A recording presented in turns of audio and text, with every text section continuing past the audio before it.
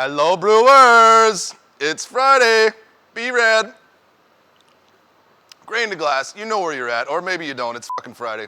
Today we're going to talk about poppets. Poppets, poppets, poppets. What are they? They're these little fucking things. Pieces of alien spacecraft.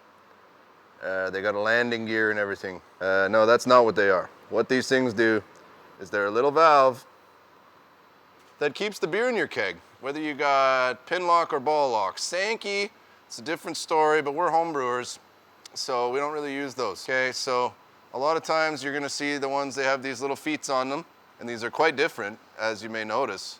But that's okay, we've got a solution for all. This motherfucker right here, it will compress as much as is needed, it'll get as tall as is needed. And look at how thick that seal is on there. I don't know if you can see that.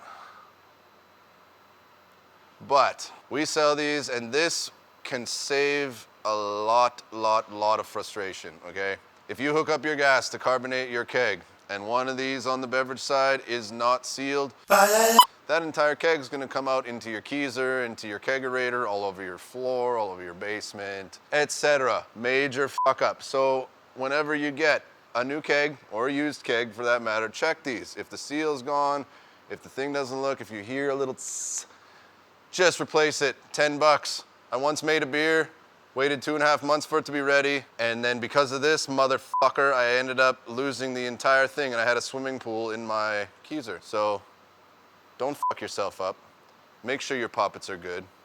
It's Fucked Up Friday. It's beer time. Oh yeah.